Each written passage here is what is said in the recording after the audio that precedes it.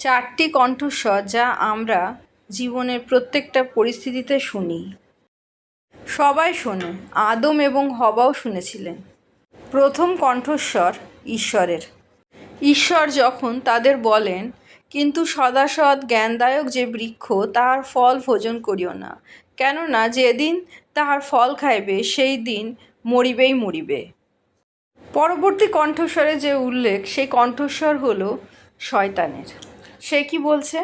সে ওই নারীকে কহিল, ঈশ্বর কি বাস্তবিক বলিয়াছেন, তোমরা এই উদ্যানের কোনো বৃক্ষের ফল খাইও না? তৃতীয় কণ্ঠস্বরটি আমাদের নিজেদের কল্পনা, যেমন হওয়া কল্পনা করেছিল। বাক্য বলে, নারী যখন দেখিলেন ওই বৃক্ষ সুখাদ্যদায়ক ও চক্ষুর লোভজনক, আর ওই বৃক্ষ জ্ঞানদায়ক বলিয়া বাঞ্ছনীয়, তখন তিনি তাহার ফল পাড়িয়া ভোজন করিলেন, আর আপনার মতো নিজ স্বামীকে দিলেন, আর তিনিও ভোজন করিলেন। চতুর্থ কণ্ঠস্বর আমাদের আশেপাশের মানুষের, অর্থাৎ এখানে আদম হওয়ার কথা শুনেছিল এবং সেই ফল খেয়েছিল, যে ফল ঈশ্বর তাকে খেতে বারণ করেছিলেন।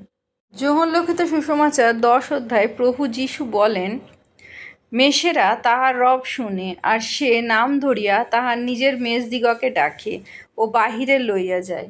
প্রভু যীশু এখানে উত্তম মেষপালকের মতো নিজেকে দেখিয়েছেন, এবং যারা প্রভু যীশুকে বিশ্বাস করে তারা তার শব্দ, তার কণ্ঠস্বর চেনে। তারা সেই মেষের পাল যারা প্রভু যীশুকে অনুসরণ করে। তার মানে কি সেই মেষশাবকরা, অর্থাৎ আমরা যারা খ্রিস্ট বিশ্বাসী, তারা কি জীবনে বিপদে পড়ি না? হ্যাঁ, পড়ি। আমরা শুধুমাত্র আমাদের মেষপালকের কথা যখন শুনি না এবং আশেপাশে অন্যান্য কণ্ঠস্বরগুলোতে মনোযোগ দিই, তখনই আমরা হারিয়ে যাই। যেমন প্রভু যীশু সেই উপমা গল্পে বলেছিলেন যে একজন মেষপালকের 100টির মধ্যে একটি মেষ হারিয়ে গিয়েছিল এবং সেই 99টি মেষকে ফেলে সে সেই একটি মেষকে আনতে গিয়েছিল। আমরা যখন হারিয়ে যাই তখনও কিন্তু পিতা ঈশ্বর আমাদের ওপর ভরসা ছেড়ে দেন না, এবং তিনি বাকি সকলকে রেখে আমাদের খুঁজতে তিনি চলে যান। আদম হওয়া যখন পাপ করে ফেলেছিল, তখনও পিতা ঈশ্বর তাদের সন্ধান করতে এসেছিলেন। তিনি বলেছিলেন যে তারা কোথায়। তারা ঈশ্বরের পথে ছিল না, সেই পথ থেকে তারা হারিয়ে গেছিল। পিতা ঈশ্বর সব জায়গায় উপস্থিত, তিনি জানতেন আদম হওয়া কোথায়, তবু তার প্রশ্ন ছিল, তুমি কোথায়? যখন আমরা পাপে পতিত হই তখনও কিন্তু আমরা শুধুমাত্র ঈশ্বরের আওয়াজ শুনি না, তখন আমাদের অন্তরের আওয়াজ শুনি। আমরা ভাবতে শুরু করি যে আমরা যোগ্য নই ঈশ্বরের। আমাদের পাপ সকল যদি ঈশ্বরের সামনে আসে তাহলে আমরা উলঙ্গ হয়ে যাব, সেই আদম হওয়া যেমন ভেবেছিলেন। ঠিক তো সেই রকম আমরা নিজেরা নিজেদের লুকিয়ে রাখি, ঈশ্বরের কাছ থেকে দূরে চলে যাই।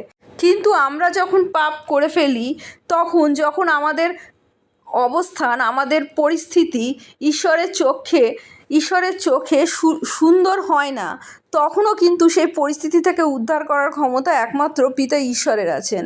তিনি আদম এবং হওয়ার জন্য সেই মেষশাবককে বলি দিয়ে তার চামড়া দিয়ে তাদের জন্য বস্ত্র তৈরি করে দিয়েছিলেন। ঠিক তেমনই আমাদেরও পাপ ধৌত তিনিই করেছেন। প্রত্যেকটা মানুষের পাপ ধৌত করার জন্য, এই জগতের জন্য তিনি তার প্রিয় পুত্রকে পাঠিয়েছেন। প্রভু যিশুর পবিত্র রক্ত দ্বারা আমরা যখন তাকে বিশ্বাস করি, আমরা ধৌত হই।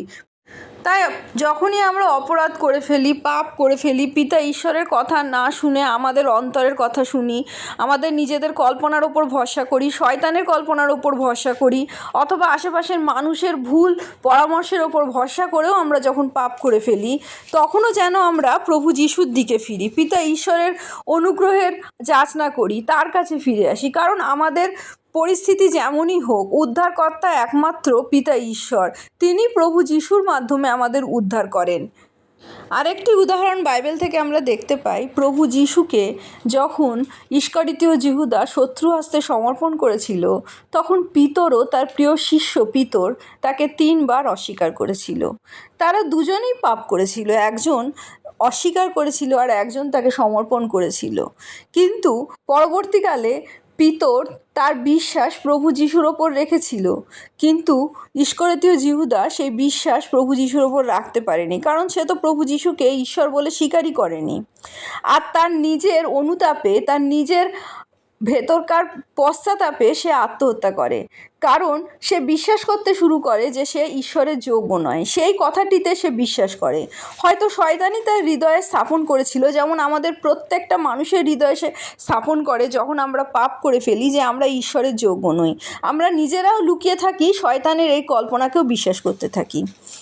তাই তো প্রভু যীশু শয়তানকে চোর বলেছে, কারণ আমাদের বাইবেলের বাক্য থেকে আমরা জানতে পারি যে আমাদের পথ, সত্য এবং জীবন প্রভু যীশু।